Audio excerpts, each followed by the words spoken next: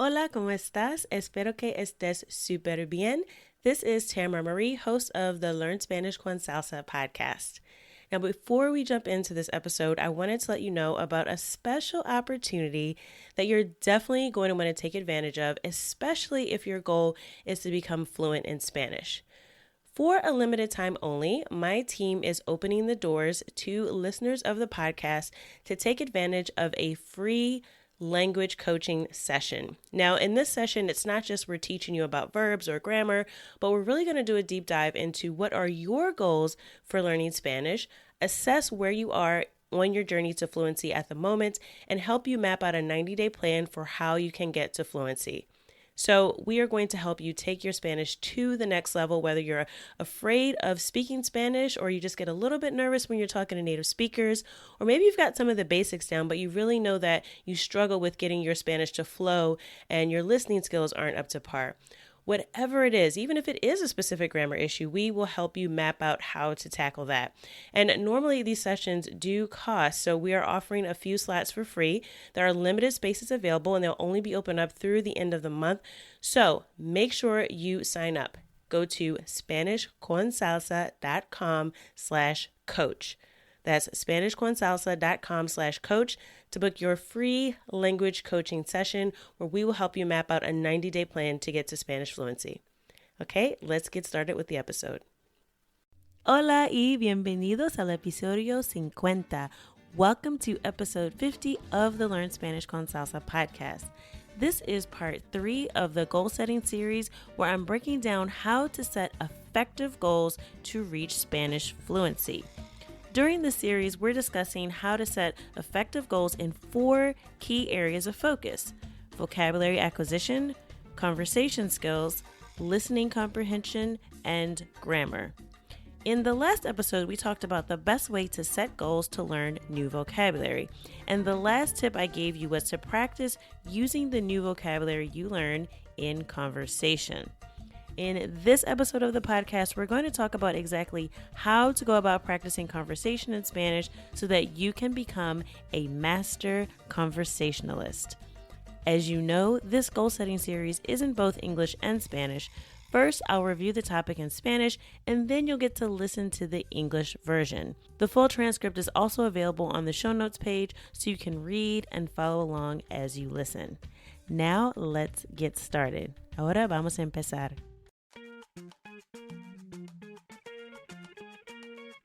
Bienvenidos!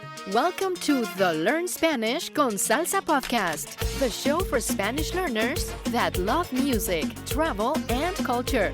Close your grammar textbooks, shut down the language apps, and open your ears to how Spanish is spoken in the real world. Let us show you how to go from beginner to bilingual. Here is your host, certified language coach, Tamara Marie. Hola oyentes y felices fiestas. Espero que se encuentren muy bien. No les voy a mentir, hace mucho frío acá y tengo ganas de planear un viaje a un lugar caliente. Quizás lo haga, pero por ahora voy a olvidar mis disgustos por el invierno y compartir algo con ustedes que espero que encuentren útil. Hoy continuaremos con la serie de establecimiento de metas efectivas de aprendizaje de español.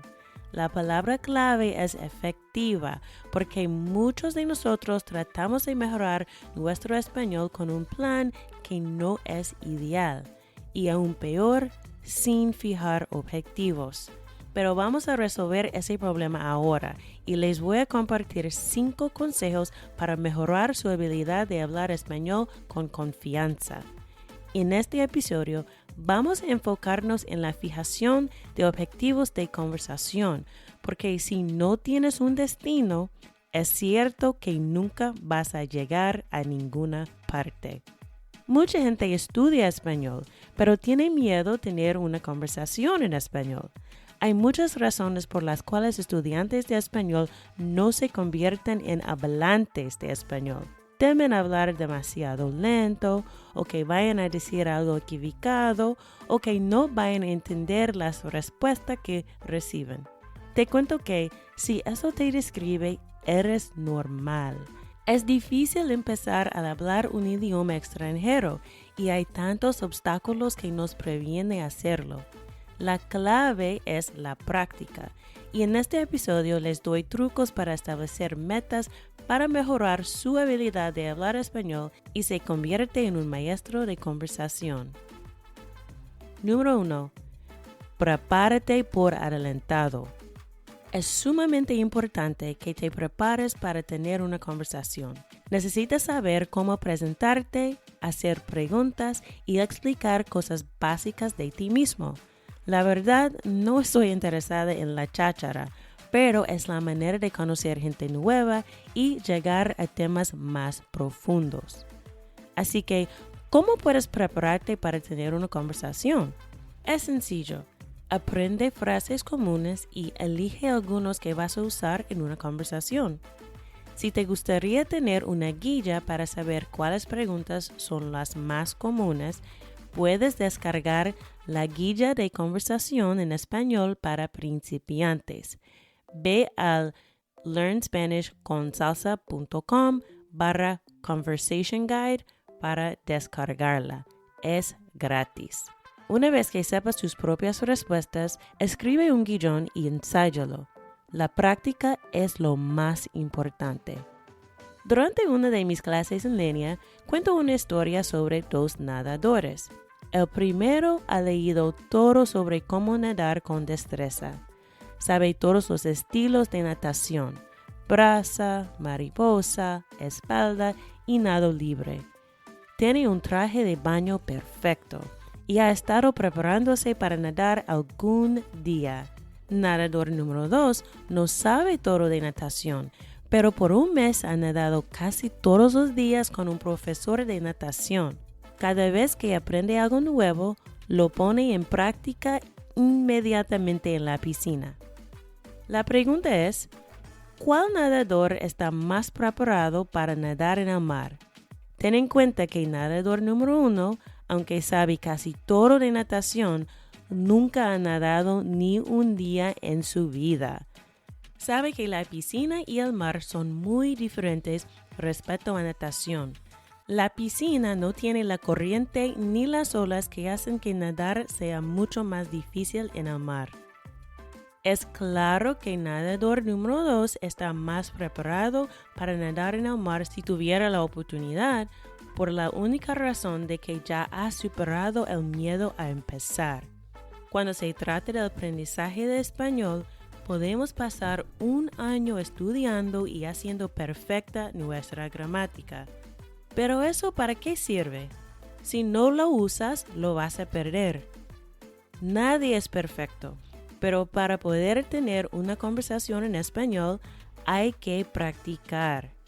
Es mucho más probable que no tengas miedo a hablar con el mesero en tu restaurante mexicano favorito si has practicado hablando antes. Entonces, mi primer consejo es practicar el español que sabes. Si solo sabes cómo decir hola, ¿cómo estás? Dígalo. Habla Spanglish si eso es todo lo que puedes hacer, pero di algo a alguien en español. Es la única manera que vas a superar el miedo de hablar. Eso me lleva al consejo número 2. Encuentra compañeros de conversación amables. Sigo sorprendida que estudiantes de español me dicen, no puedo encontrar a alguien con quien pueda practicar hablando español. Creo que el problema real es que no quieren platicar con sus amigos que hablan español porque no quieren parecer tontos. Es por eso que te recomiendo que busques otras personas desconocidas con las cuales no te importe si cometes un error frente a ellas. Si te sientes incómodo, es probable que nunca empieces a hablar. Hay muchas apps en las cuales puedes buscar intercambios de idiomas.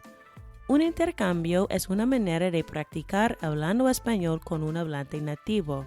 La única cosa que tienes que hacer es reservar tiempo para que la otra persona pueda practicar hablando inglés.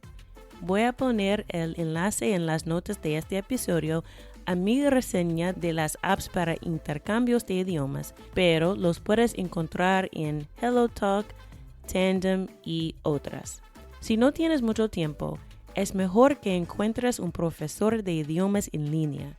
Hay sitios como Verbling, Italki y Preply que tienen profesores del mundo latino que no cobran mucho por lecciones privadas.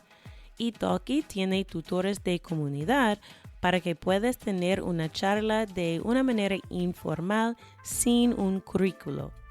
También puedes programar una lección con un coach del equipo Spanish con Salsa a learnspanishconsalsa.com/lessons. Tenemos en el equipo profesores de países distintos y están disponibles para hablar contigo a través de una charla de video o audio. Todas las lecciones vienen con una grabación si quieres revisar las notas y el video después. Entonces no hay ni excusa para no hablar. En mi opinión, un profesor es la mejor opción porque con un intercambio de idiomas puede ser difícil encontrar una hora que funcione para ti y la otra persona. Con un profesor lo pagas y ya, es más fiable. Número 3. No te devuelvas a hablar inglés. Esto debe ser obvio, pero es importante que no regreses al inglés durante la conversación. Si no sabes la palabra más adecuada, utiliza la palabra que conoces en español para describir algo. Debes anotar cualquier palabra y frase nueva y añádelas a tu lista de vocabulario. Sigue platicando y trata de pasar tiempo hablando y escuchando. Si no entiendes algo, no pidas la traducción al inglés. Puedes decir algo como, ¿puedes repetirlo por favor? O simplemente, lo siento, no te entiendo. Usualmente la persona va a encontrar otra manera de decir la misma cosa para que entiendas. Pero ¿qué pasa si tu compañero de conversación regresa al inglés? Al principio, le explica que quieres hablar 100% en español. Le das un recordatorio si comienza a hablar inglés. Si sigue con inglés después de varias peticiones, lo mejor es que busques otro compañero de conversación porque estás perdiendo el tiempo. Un truco es buscar a alguien que prefiere hablar español o no sabe mucho inglés. De esa manera no podrás usar inglés para aclarar algo y te fuerce a hablar español. Solo hay una excepción de la regla de no hablar inglés. Si eres un principiante, puedes usar inglés si no hay otra manera de expresarte. Pregúntale a tu compañero de conversación o profesor cómo se dice lo que quieres decir en español. Repítalo un par de veces y escríbelo en tus apuntes para que puedas revisarlo después de la conversación. Pero solo utilízalo como una herramienta de aprendizaje. No querrás hablar Spanglish siempre. Número 4. Prima tú mismo. El primado es un término de psicología que tiene que ver con la memoria implícita. La memoria implícita es un tipo de memoria en la que las experiencias previas nos ayudan en la realización de una tarea. La idea es que el primer estímulo active una asociación particular en la memoria justo antes de llevar a cabo una acción. Porque la mayoría de nosotros no usamos español en la vida cotidiana fuera de nuestros estudios, puede ser difícil empezar una conversación si no nos preparamos. El primado es una manera de activar en tu cerebro el español que conoces para que salga más fácil. ¿Cómo puedes usar el primado? 15 o 30 minutos antes de una charla, haz algo para prepararte. Toca música latina, escucha un podcast en español, revisa algunas tarjetas de memoria o lee tu guión. Estas actividades dan una señal a tu cerebro que es hora de cambiar al español. Número 5. Establece tu meta de conversación. Ahora estás listo o lista para fijar una meta específica. Piensa en cuánto tiempo puedes dedicar a hablar español. Un objetivo podría ser: voy a tener una conversación en español 2 veces cada semana por 30 minutos. Eso es claro. Otro ejemplo, hablaré español por lo menos 15 minutos todos los días. La meta debe ser medible para que sepas cuándo la alcances. Te recomiendo programar por lo menos 1 hora por semana para hacer progreso constante. Se puede dividir el tiempo en conversaciones de 15 o 30 minutos para hacerlo más fácil. Con un intercambio de idiomas, no te olvides que es costumbre pasar mitad de tiempo hablando inglés y la otra hablando español. Es algo que debes tener en cuenta cuando programes charlas con un compañero de conversación. Otra cosa importante es que determines un propósito por cada conversación. Puedes practicar presentándote, hablando sobre tu familia, tu profesión y las cosas que haces diariamente. También puedes elegir un tema específico, algo que te interese, o un juego de rol basado en una situación como pedir cena en un restaurante. Este debe coincidir con el vocabulario que estás estudiando. Eso es todo lo que tienes que saber acerca de cómo hacerse un plan efectivo para convertirse en un maestro de conversación. Los 5 consejos que les di fueron los siguientes. 1. Prepararse por adelantado. 2. Encontrar compañeros de conversación amables. 3. No devolverse a hablar inglés. 4. Primar tú mismo. Y 5. Establecer una meta medible. La semana que viene seguiremos con la serie de fijación de metas. En ese momento hemos cubierto cómo establecer metas efectivas y motivadoras, la mejor manera de aprender vocabulario nuevo y hoy cómo dominar la conversación en español. Espero que estés trabajando en tus metas mientras que escuchas esta serie. Si tienes algunas dudas sobre tus objetivos, puedes mandarme un mensaje en Instagram, @LearnSpanishConSalsa, o poner un comentario en el grupo de Facebook. Mi correo es host@learnspanishconsalsa.com si prefieres enviarme un mensaje así. Para terminar con la serie, faltamos 2 temas más: cómo fijar objetivos de comprensión auditiva y la gramática. Así que la próxima semana les compartiré mis recomendaciones para establecer objetivos para mejorar tu habilidad de escuchar y entender español hablado, no importa qué velocidad o acento escuches. Como siempre, espero que este episodio haya servido para llevarte un paso más cerca en tu camino a convertirte en una persona bilingüe. Hasta la próxima. Ahora la versión en inglés. Now the English version. Hola a todos, hello everyone, and happy holidays. I hope you all are doing well. I'm not gonna lie to you, it's very cold here and I feel like planning a vacation to a warm place. Maybe I will, but for now, I'm going to forget about my displeasure with winter weather and share something with you that I hope you'll find useful. Today, we're continuing with the series on setting effective Spanish learning goals. The key word is effective, because many of us try to improve our Spanish with a plan that's less than ideal, and even worse, without setting goals at all. But we're going to solve that problem now, and I'll share 5 tips with you to improve your ability to speak Spanish with confidence. In this episode, we're going to focus on goal setting for conversation, because if you don't have a destination, you'll certainly never get there. Many people study Spanish, but are afraid of having a conversation in Spanish. There are many reasons why Spanish learners don't become Spanish speakers. They're afraid they'll talk too slow, or that they're going to say something wrong, or that they're just not going to understand the response they receive.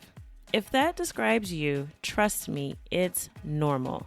It's difficult to start talking in a foreign language, and there are so many obstacles that prevent us from doing so. The key is practice, And in this episode, I'll give you some recommendations to set goals to improve your ability to speak Spanish and become a master conversationalist. Number 1, prepare in advance. It's extremely important that you prepare yourself to have a conversation. You need to know how to introduce yourself, how to ask questions, and how to explain basic things about yourself. To be honest, small talk doesn't interest me, but it is the way to meet new people so you can get to deeper topics of conversation. So how can you prepare to have a conversation? It's easy. Learn common phrases and choose some that you're going to use in a conversation. If you'd like to have a script so you can know which questions are the most common, you can download the Beginner's Guide to Spanish Conversation. Go to learnspanishconsalsa.com/conversation guide to download it. It's free. Once you know your responses, write a script and rehearse it. Practice is the most important thing. During one of my online classes, I tell a story about 2 swimmers. The first swimmer has read everything about how to swim skillfully. He knows all of the strokes, the breaststroke, butterfly, backstroke, and freestyle. He has the perfect swimsuit, and he's been preparing himself to swim one day. Swimmer number 2 doesn't know everything about swimming, but for a month, he swam almost every day with a swim instructor. Every time he learns something new, he puts it into practice immediately in the pool. The question is, which swimmer is the most prepared to swim in the ocean? Keep in mind that swimmer number 1, although he knows almost everything about swimming, has never swam a day in his life. He knows the pool and the ocean are very different when it comes to swimming. The pool doesn't have currents or waves that make swimming much more difficult in the ocean. It's clear that swimmer number 2 is the most prepared to swim in the ocean if he had the opportunity, only because he's overcome the fear of getting started. When it comes to learning Spanish, we can spend a year studying and perfecting our grammar. But what good does that do? If you don't use it, you'll lose it. No one is perfect, but in order to be able to have a conversation in Spanish, you have to practice. It's much more likely that you won't be afraid to speak Spanish with the waiter at your favorite Mexican restaurant if you've practiced speaking beforehand. So my number 1 tip is practice the Spanish that you know. If you only know how to say, Hola, ¿cómo estás?, which is hi, how are you? Say it. Speak Spanglish if that's all you can do, but say something in Spanish to someone. It's the only way you're going to get over the fear of speaking. That brings me to tip number 2. Find friendly conversation partners. I'm still surprised when Spanish learners tell me, I can't find anyone I can practice speaking Spanish with. I think the real problem is they don't want to talk with their friends that speak Spanish because they don't want to look silly. It's for that reason that I recommend you look for other people you don't know, that you don't care if you make a mistake in front of. If you feel uncomfortable, you'll probably never start talking. There are many apps that you can use to find language exchanges. A language exchange is a way to practice speaking Spanish with a native speaker. The only thing you have to do is dedicate time for the other person to practice speaking English. I'm going to put a link in the show notes for this episode to my review of language exchange apps, but you can find language exchange partners in apps like HelloTalk, Tandem, and others. If you don't have a lot of time, it's better to find an online language teacher. There are sites like Verbling, Preply, and italki that have tutors from Latin America that don't charge much for private lessons. italki has community tutors so you can chat informally without a curriculum. Also, you can schedule a lesson with a coach from the Spanish con Salsa team at learnspanishconsalsa.com/lessons. We have a team of language teachers from different countries, and they're available to speak with you through online video or audio chat. All lessons come with a recording if you want to review the notes and the video afterwards. So there are no excuses not to speak. In my opinion, a tutor or teacher is the best option because with a language exchange, it can be difficult to find a time that works for you and the other person. With a teacher, you pay them and that's it. It's more reliable. Tip number 3, Don't revert to speaking English. This should be obvious, but it's important that you don't revert to English during the conversation. If you don't know the right word, use the words you do know in Spanish to describe something. You should take note of any new words and phrases and add them to your vocabulary list. Keep talking and try to spend time speaking and listening. If you don't understand something, don't ask for the English translation. You can say, ¿Puedes repetirlo, por favor? Can you repeat that, please? Or just, Lo siento, no te entiendo. I'm sorry, I don't understand you. Usually, the person will find another way to say the same thing so that you can understand. But what happens if your conversation partner switches to English? From the start, explain to them that you want to speak 100% in Spanish. Give them a reminder if they start to talk in English. If they keep speaking English after you ask several times, it's best that you look for another conversation partner because you are wasting your time. One trick is to look for someone that prefers to speak Spanish or doesn't know much English. That way, you won't be able to use English to clarify something and it will force you to speak Spanish. There's only one exception to the no English rule. If you're a beginner, you can use English if you don't know another way to express yourself. Ask your conversation partner or language teacher how to say what you want to say in Spanish. Repeat it a few times and write it in your notes so you can review them after the conversation. But only use this as a learning tool. You don't want to speak Spanglish forever. Number 4, prime yourself. Priming is a term from psychology that has to do with implicit memory. Implicit memory is a type of memory in which our previous experiences help us in completing a task. The idea is that the first stimulus activates an association in the memory just before you perform an action.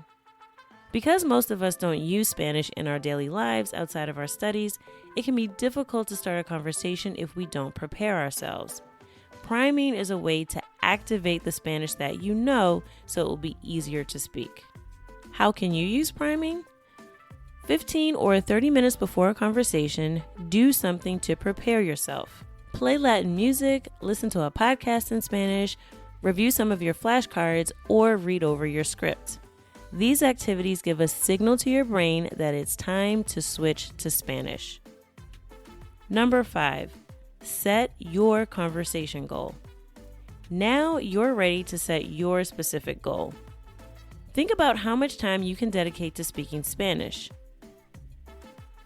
An objective could be, I'm going to have a conversation in Spanish 2 times per week for 30 minutes. That is clear. Another example, I will speak Spanish for at least 15 minutes every day. The goal should be measurable so you'll know when you achieve it. I recommend that you schedule at least 1 hour per week to make constant progress. The time can be divided into 15 or 30-minute conversations to make it easier. With a language exchange, don't forget that it's customary to spend half the time speaking English and the other half speaking Spanish. It's something you should take into account when you schedule a chat with a language exchange partner. Another important thing is to determine a purpose for each conversation. You can practice introducing yourself, talking about your family, your job, and the things you do every day. You can also pick a specific topic, something that interests you, or a role play based on a situation like how to order dinner in a restaurant. This should go along with the vocabulary that you're studying. That is all you have to know about how to create an effective plan to become a master conversationalist. The 5 tips I gave are as follows. 1, prepare in advance. 2, find friendly conversation partners that you're not afraid to talk to or make mistakes in front of. 3, do not revert to speaking English. 4, prime yourself. And 5, set a measurable goal, preferably at least 1 hour per week of conversation practice. Next week, we will continue the goal setting series. So far, we've covered how to set effective goals that motivate you, the best way to learn new vocabulary, and today, how to master Spanish conversation. I hope that you're working on your goals while you're listening to this series. If you have any questions about your goals, you can send me a message on Instagram at Learn Spanish con Salsa or post a comment in the Facebook group. My email is host@learnspanishconsalsa.com if you prefer to send me a message that way. To finish up the series, we have 2 more topics to review: how to set goals for listening comprehension and grammar. So next week, I'll share my advice to set goals to improve your ability to understand spoken Spanish, no matter how fast or what accent you hear. As always, I hope that this episode has helped take you one step closer on your journey to becoming bilingual. Until the next time, adios. Thank you for listening to the Learn Spanish con Salsa podcast at learnspanishconsalsa.com.